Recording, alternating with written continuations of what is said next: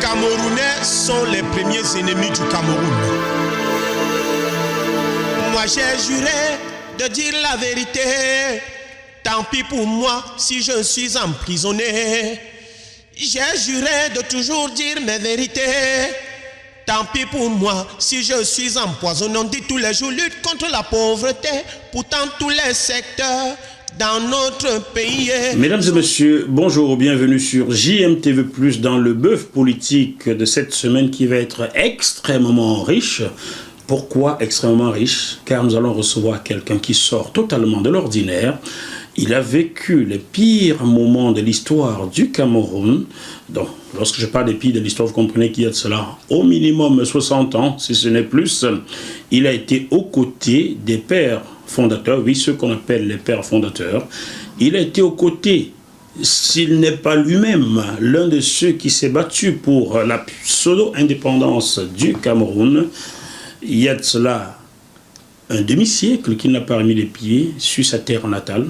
Il nous dira tout cela dans ce bœuf politique. Mais avant, nous allons commencer par l'actualité brûlante. L'actualité brûlante au Cameroun, c'est quoi? C'est tout ce qui se déroule depuis plusieurs mois. Des élections contestées, des marches avec des répressions, des emprisonnements et toutes ces choses-là. Pour en parler, nous recevons aujourd'hui le patriarche Momo Lobaganté. Bonjour papa. Merci, fiston. Comment ça va? Ça va très bien. Bon, je suis obligé de te tutoyer puisque je t'appelle papa. Tout à fait. C'est comme ça qu'on fait dans nos traditions. Exactement. Bon, je suis aussi obligé de te serrer la main, sinon après on va me le reprocher. Tout à fait. Mais dans nos traditions, c'est au patriarche de tendre la main, c'est pas à l'enfant. Donc voilà. Je parle. Merci papa. Merci, fiston. Comment ça va? Ça va très bien, ça va très bien. Tu as fait le voyage, tu as fait environ 500 km pour venir sur JMTV+. Tout à fait. Ce qui est à saluer. Tout à fait.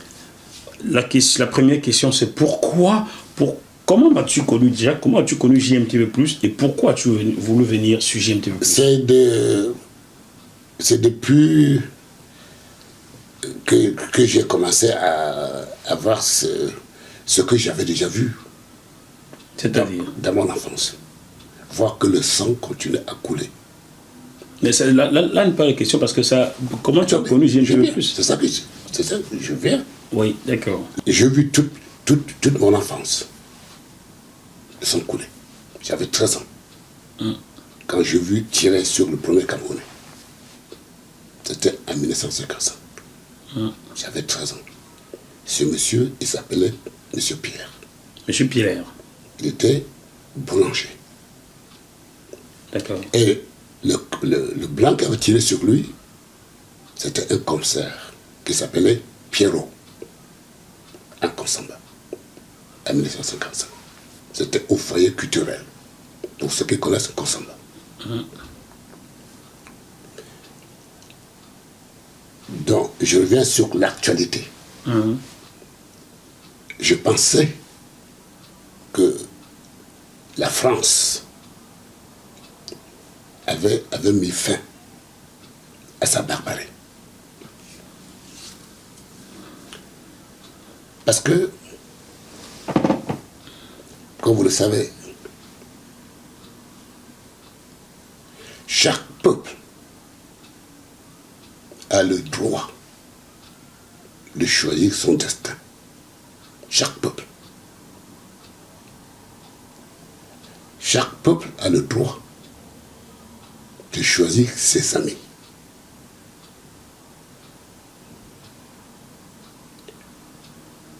Je suis très peiné de voir que Paul Biya, je ne sais pas si c'est vraiment lui qui a ordonné à sa police de tirer sur le Camerounais qui marchait main nue, sans pierre, sans cailloux, sans armes.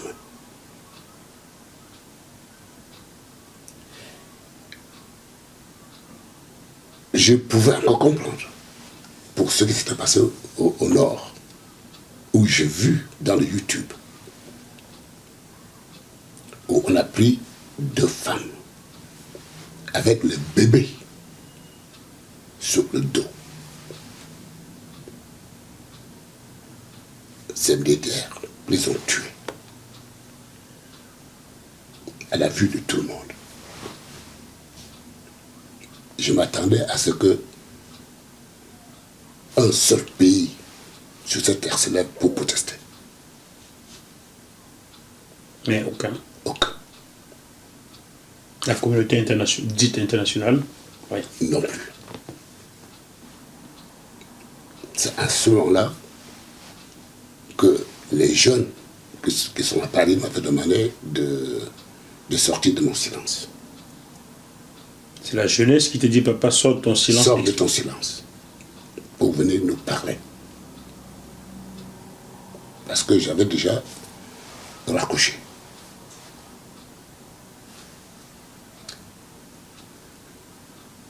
Avant ça, il fallait quand même que je sache où je mettais le pied. Comme je ne sais plus qui est qui. La méfiance, le lock show, des pluies. Non, j'ai jamais eu peur pour ça, jamais. Je suis là pour parler. Ce qui me manquait, c'était un peuple. Un peuple. Parce que tu ne peux pas se lever tout seul pour dire je veux me bagarrer pour libérer un peuple, mon peuple. Non. Il faut aussi un peuple. Je ne vois pas ce peuple-là. Et aujourd'hui? Et aujourd'hui, les jeunes, je dis bien peut-être les jeunes sont en train de nous donner une leçon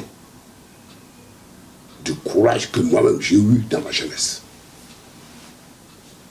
D'où je suis venu pour leur dire de ne pas céder. De ne pas céder. Je dois préciser une chose.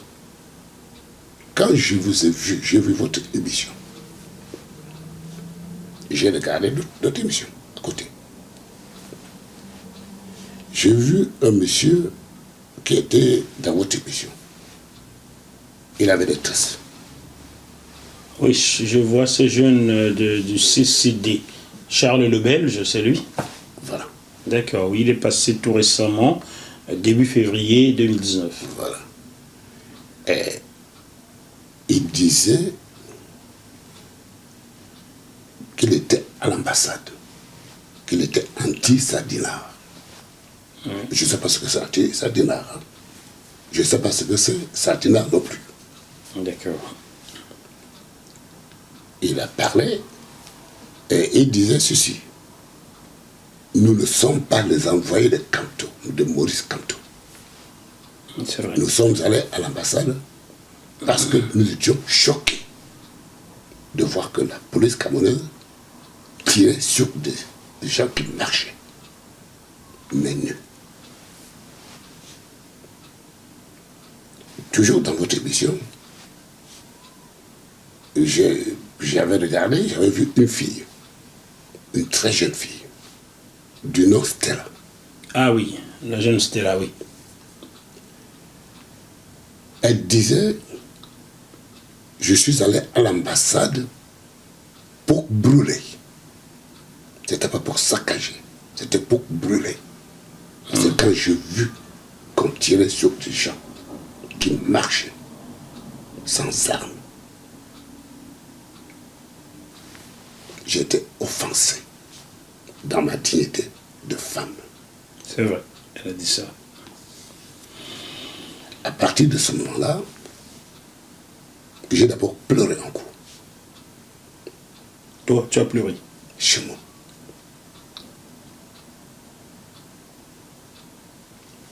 Pourquoi j'avais pleuré? De voir que la France, parce que les Camerounais tiennent Biya pour responsable. Mais Biya n'est qu'un otage. Otage de qui? De la France. Biya est un otage de la France. Que nous devons libérer. Il faut donc libérer le Cameroun et libérer Biya aussi? Aussi. Oh mon Dieu. Biya n'est pas un ennemi du Cameroun. Biya, ce n'est pas notre ennemi. si vous voulez un ennemi de notre pays, je vais vous en donner. C'est M. Ahidjo, Amadou Ahidjo. Voilà l'ennemi. Par les accords qu'il avait signés le 26 décembre 1959. Mais, papa, je ne veux pas défendre Ahidjo. Mais si je te choisis, je te pose là, et je te dis, signe-moi ça, peux-tu refuser de signer? J'ai souvent dit à mes amis, à mes connaissances françaises, que aucun pays d'Afrique noire francophone n'a jamais signé un quelconque accord à la France. La France a signé cet accord-là avec elle-même, car c'est elle qui choisissait les dirigeants. Et quand on vous pose à quelque part, c'est limite si on ne tient pas votre main pour parapher un document. Mon fils, Oui, papa. je suis venu pour vous parler. Oui. Vous savez, nous sommes tous des êtres humains. Nous avons les mêmes gènes à 99%. C'est le 1% restant. C'est dans ce 1% qu'on cherche pourquoi tel est noir, l'autre est blanc, l'autre est jaune, l'autre a des yeux bridés, l'autre est comme ça, l'autre est comme ça.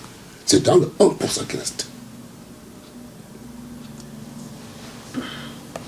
Ceci pour dire que il y a aussi la dignité, la fierté chez chaque être humain.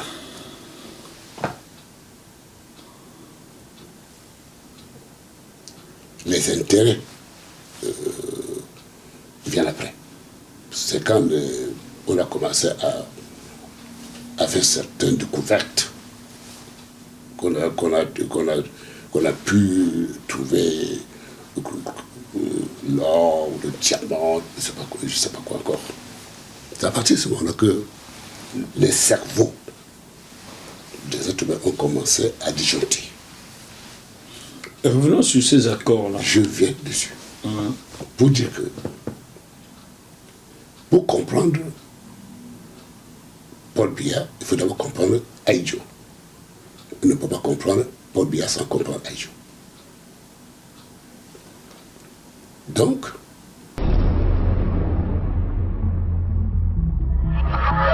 Ce programme vous est proposé par Devisé au Fret, spécialiste du transport international Afrique, Dom-Tom, Océan Indien. Retrouvez-nous sur www.deviseo-fret.com. Téléphone +33 139 85 14 23. Cette lutte, il y avait Henri-Marie Mpinda, qui était le premier ministre autonome. Tout à fait. Il était pour l'indépendance. Il disait, je réclame l'indépendance.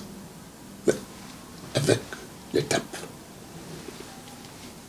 Il y avait Oumiobe qui réclamait la même chose. Mais la différence était que Oumiobe demandait l'indépendance totale et immédiate. C'était ça, le litige. Mais les deux étaient des Camerounais. Les deux se comprenaient. Les deux se comprenaient. À partir de ce moment-là, la France avait compris que ni Mpinda ni Oumiobe n'étaient pas des Camerounais manipulables. D'où ils avaient commencé à chercher. Celui qu'on pouvait facilement manipuler. Et en cherchant, ils avaient trouvé Amadou Ahidjo. Amadou Ahidjo a toujours dit, les Peuls camerounais sont fiers d'être Peul Mali. Ça veut dire que c'est un Malien. Amadou Ahidjo n'était pas camerounais? Il a toujours dit lui-même, quand j'étais étudiant, les Maliens étaient tellement fiers d'Amadou Ahidjo, comme s'ils étaient Camerounais. C'était le paradoxe. Qu'est-ce qui expliquait cela? Mais parce qu'il était malien. Malien de père, de mère? Peut-être de père, puisque, comme il ne connaissait pas son père. Il ne connaissait pas son père, qu'est-ce qu'il fait d'en dire qu'il était malien? C'est lui qui le disait. Donc ça veut dire qu'il connaissait son père, ou bien il a retrouvé les traces. Peut-être que son père, ça c'est clair, puisqu'il y avait les Maliens qui étaient ministres dans son gouvernement. Comme qui par exemple? Je ne connais pas le nom. Nous aimons avoir des noms sujets de plus. Bon, papa, sa mère était-elle camerounaise? Oui. Bien, on va l'aligner, on va le mettre sur la même ligne que Jerry Rollins, le Ghanéen, qui est d'un père écossais et d'une mère ghanéenne. On va dire ça comme ça. Voilà. Jerry Rollins a bien travaillé au Ghana. Non. Je suis Camerounais. On revient au Cameroun, d'accord. Alors, tu me dis que ce sont ces tirs sur les populations camerounaises qui manifestaient à main nue et les déclarations des jeunes sur ce plateau. Je le viens. Pourquoi je suis sorti de mon silence? Oui.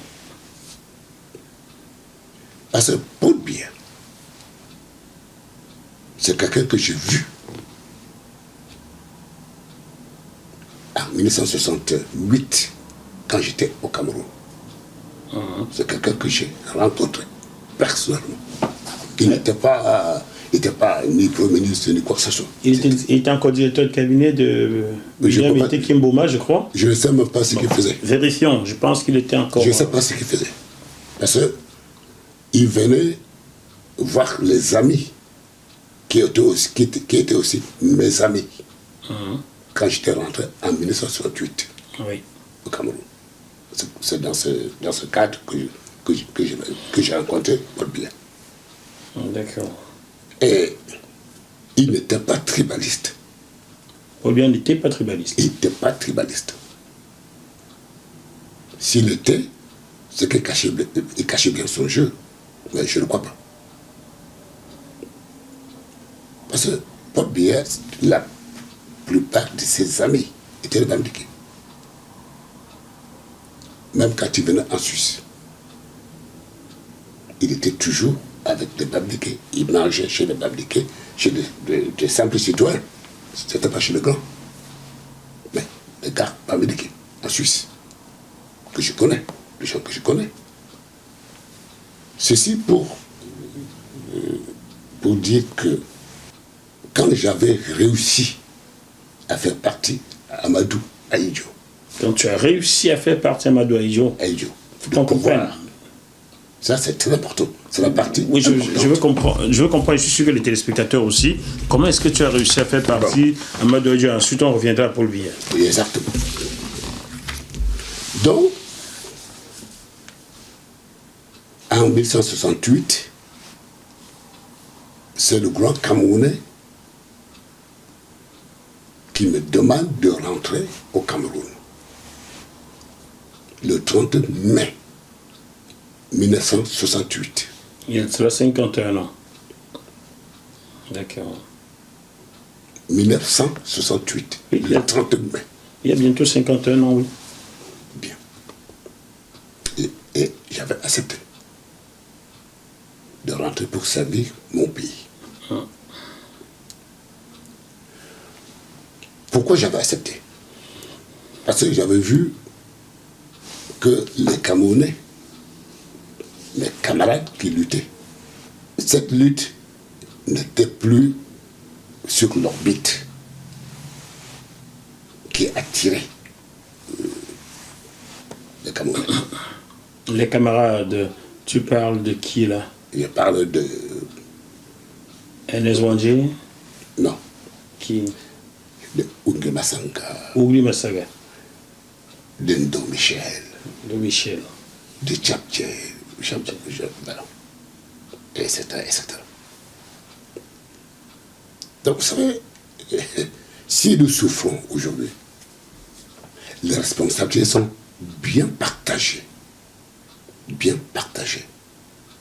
D'accord, papa. Restons sur l'histoire Ahidjo, parce que sinon on va allonger et on va se perdre. Non, pas du tout. Pas moi. Peut-être mon combat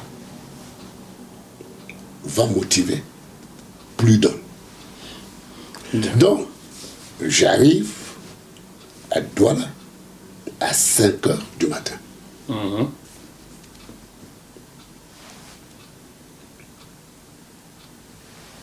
Le pays que j'avais quitté en 1959. J'avais 16 ans. Quand j'ai quitté le Cameroun, j'avais 16 ans. En 1959. Parce que je suis né le 14 mai 42. Ça nous fait quel âge maintenant? 77 ans? 77 ans. J'aurai 77 ans au mois de mai. Bon, tu es encore jeune, hein? On est jeune jusqu'à 77 ans. Oui, donc tu arrives au Cameroun le 30 mai j'arrive au Cameroun, 1968. on me sort de l'avion, on me met dans un petit avion qui m'amène à Yaoundé.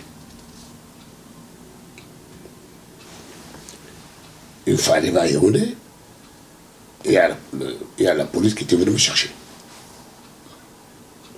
Ils m'ont amené, c'était un bâtiment, hein, c'était un bâtiment en bois. Bon, comme je venais d'ici, je pensais que c'était, je ne sais pas quoi là, je ne savais pas que c'était la direction de la sûreté, dirigée par Pondi. Tout ça me fait rire. Bon, Pondi. Pondi.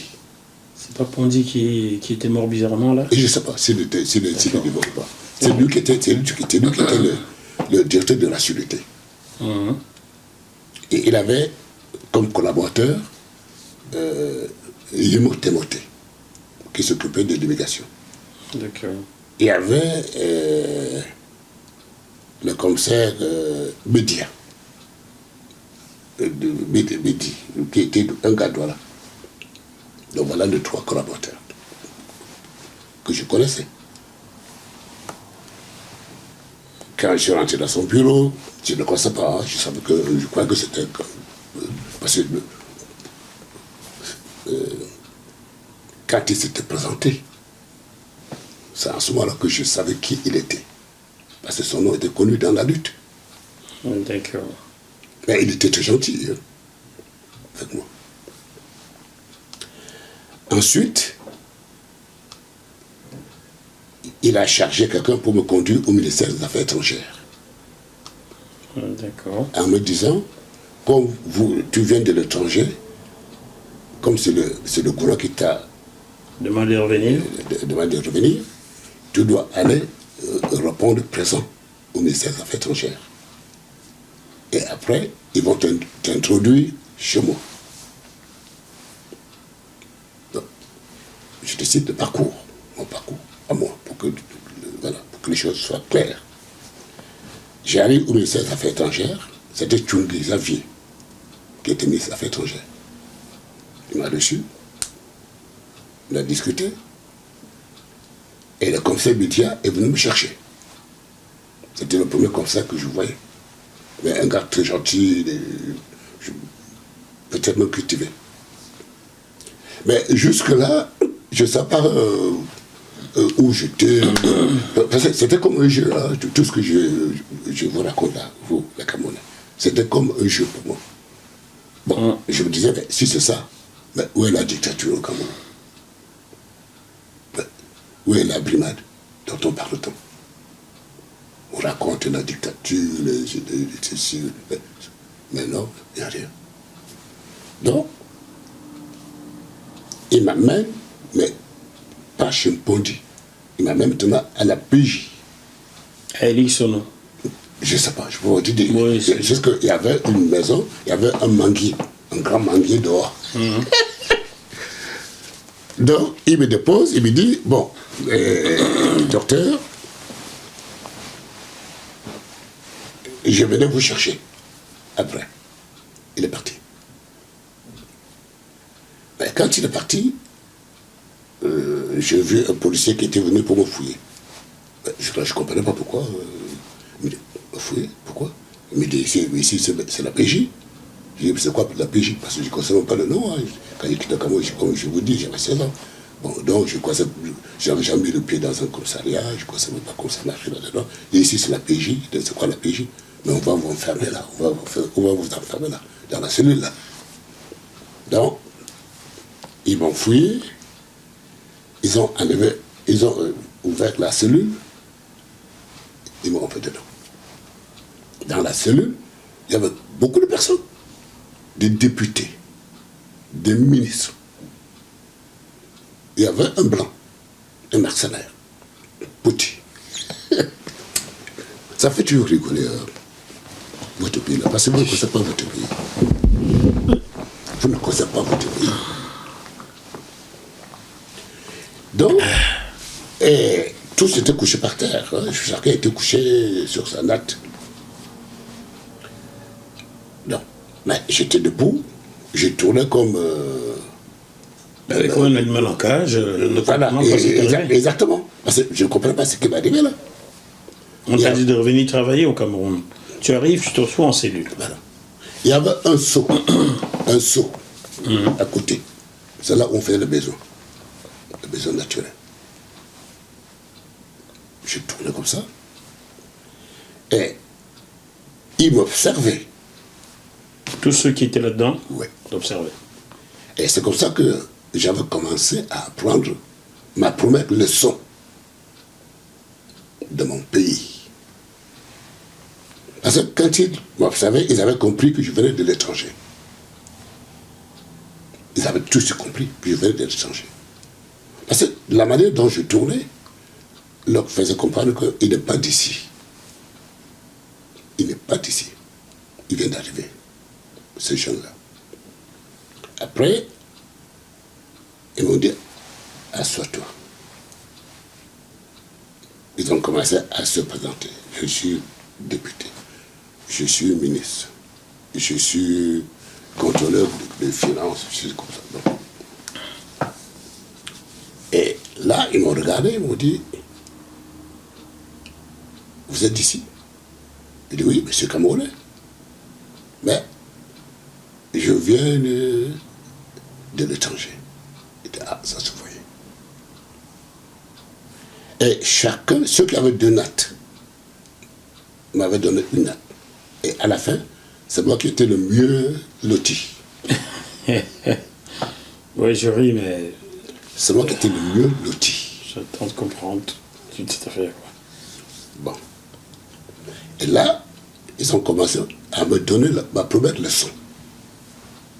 Ils m'ont dit, vous savez, vous, en Europe, vous dites ce que vous voyez. Vous protestez quand ça ne va pas. Vous avez compris? J'ai dit oui. Expliquez. Ils m'ont dit ici, on ne dit pas ce qu'on voit. J'ai dit, mais on dit quoi là? On me dit, on dit ce qu'on te dit de dire. Et quand tu l'as dit, tu applaudis.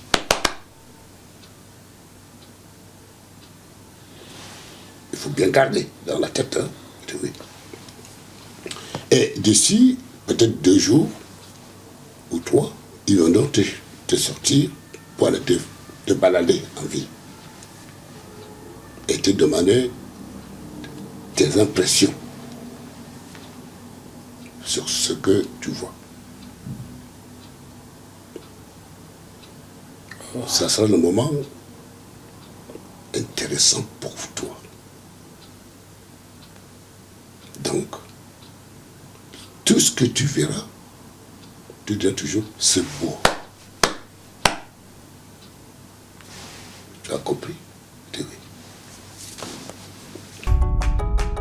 Vous êtes sur JMTV+. Au bout du 3e jour, aucune nouvelle. Là où je commençais à sentir que mon pays n'était plus mon pays sous la domination directe des Français. Parce que sous la domination directe des Français, on ne vit pas ces trucs-là. Jamais. On se baladait toute la nuit, les grands frères, tu pouvais danser comme tu voulais, sortir comme tu voulais. Je veux dire quoi par là? Je vois mon cousin qui était inspecteur là-dedans. Donc, je ne savais pas qu'il était inspecteur. Parce qu'à l'époque, en 1950,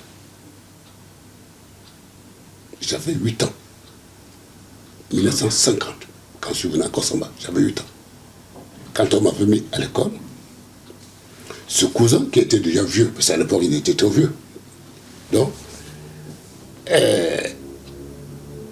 comme il n'y a pas beaucoup d'écoles, il y avait beaucoup d'élèves, et très peu d'écoles. Et le directeur de l'école s'appelait M. Ngalé.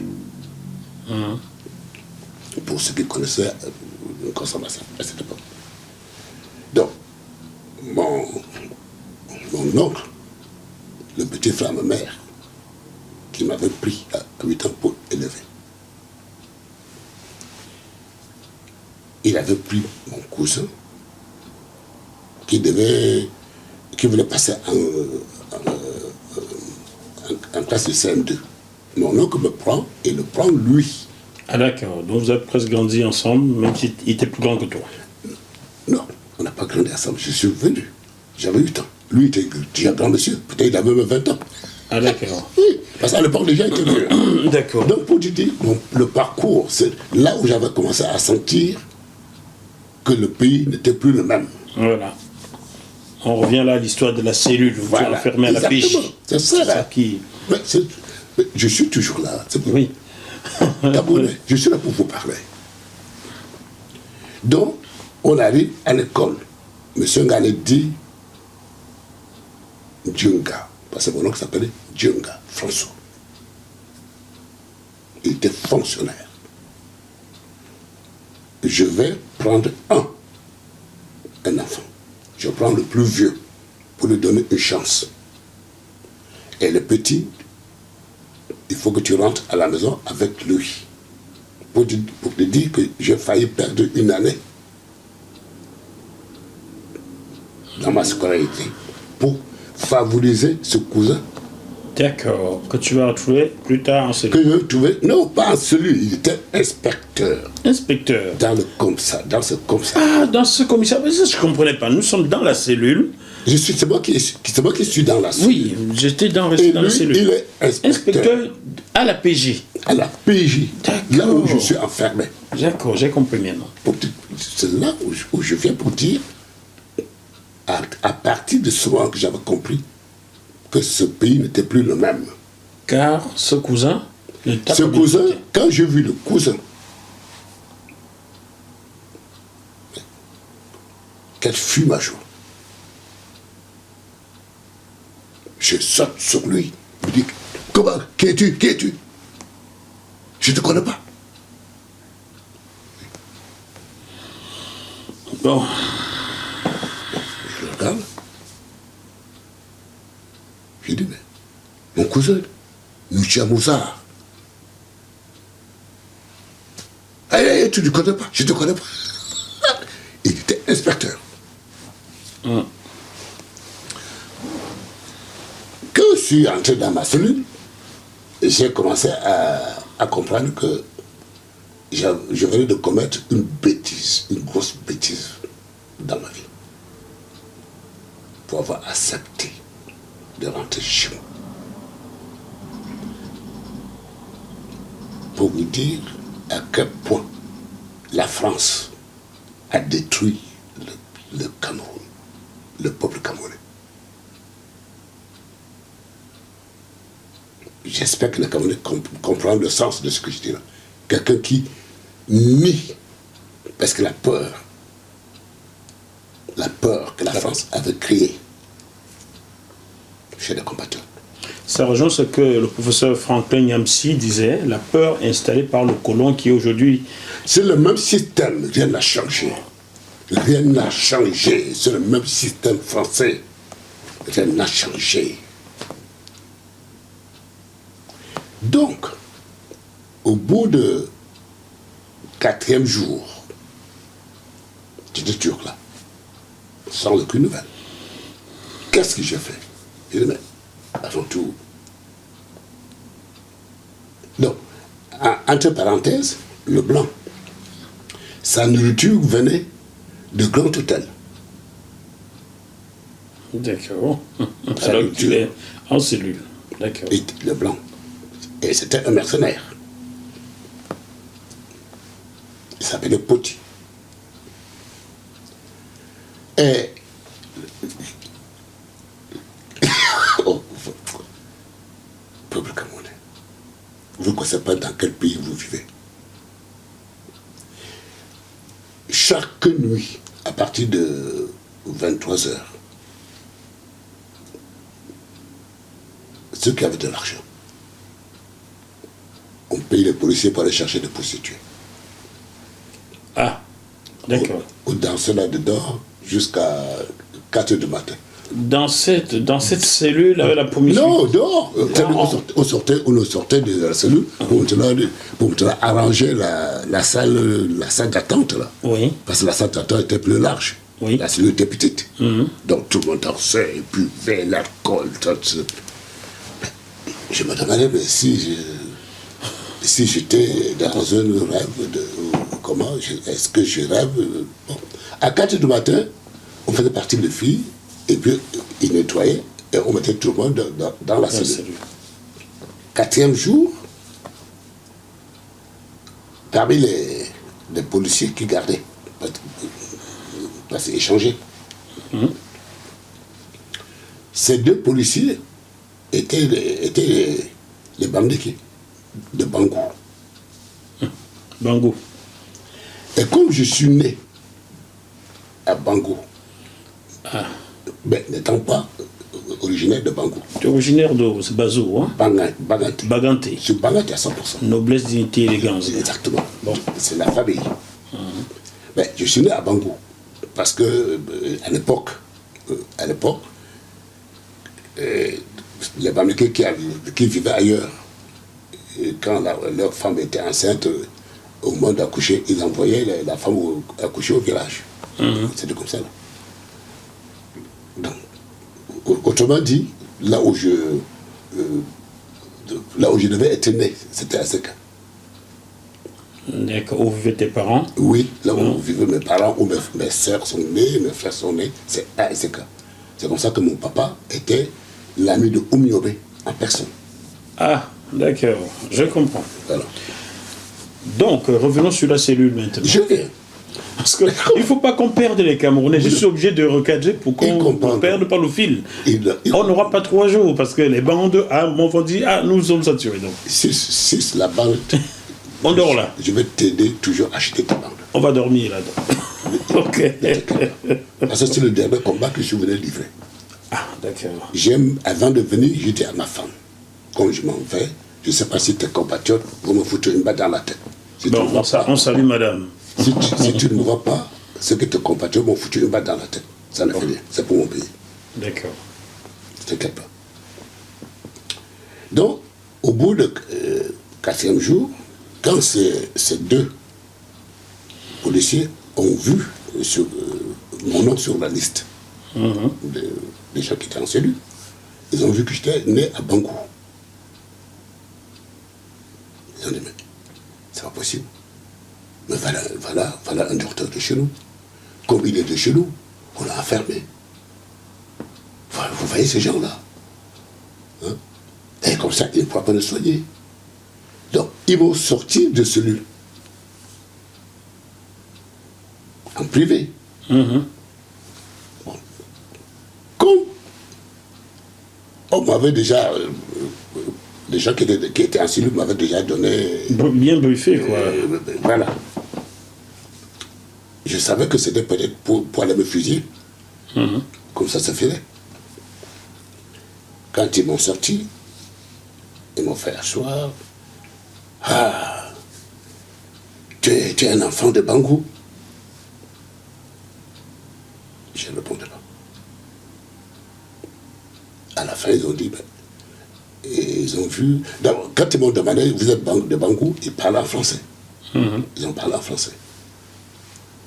Bon, comme j'étais très méfiant, je dis, qu'est-ce qu'ils me veulent? Qu'est-ce qu'ils me veulent? Est-ce que c'est pour aller me fusiller? Et comme je ne répondais pas, l'un a dit, bon, écoute, il n'est pas un gars un enfant de Bangou, en cellule. En ce moment-là, ils ont parlé en patois.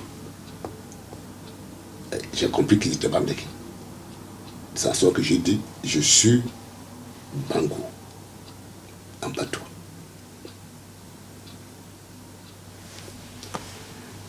C'est là qu'ils ont dit, voilà notre enfant, tout ça. Et ils ont commencé alors à me poser des questions sur la famille.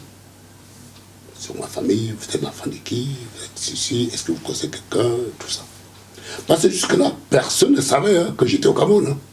Hein. Si j'étais mort, ma mort allait passer inaperçue jusqu'aujourd'hui. Invité par le gouvernement camerounais à revenir travailler au Cameroun. Oui. Vous avez 26 ans, tu as 26 ans à cette époque. Et tu es déjà médecin. Médecin. Vous voyez à quel point les génies sont tués au Cameroun. 26 ans médecin déjà. Oui. Depuis combien d'années? Ça faisait un an. Donc à 25 ans, tu étais médecin. Oui. On te dit, viens travailler chez toi, tu arrives, tu te retrouves. Tout là. Eh, pitié. Et personne ne savait. Ma famille n'était pas là. Personne ne savait. Parce qu'avant d'aller, j'étais passé à Paris pour informer des amis. Tu venais d'où? De Roumanie. De Roumanie. Tu as été formé en Roumanie? En Roumanie. Il y a aussi un passage plus loin que ça, on viendra après. D'accord. Donc, ils m'ont dit, mais tu es un enfant de qui? Tu ne connais personne? En ce moment-là, je réfléchissais. J'ai dit, mais comment je quittais le Cameroun? Ma soeur avait épousé un policier. En ce moment-là, j'avais dit, tiens, mais oui, mais pourquoi pas? Avec ce que je vois là, j'ai l'impression que ici, on ne soit pas vivant dans ce truc-là. Parce que si mon propre cousin me renie, c'est que ici, c'est pas de la blague là. Donc, j'ai répondu, il dit voilà, j'ai un beau-frère, il s'appelle Djenya Etienne.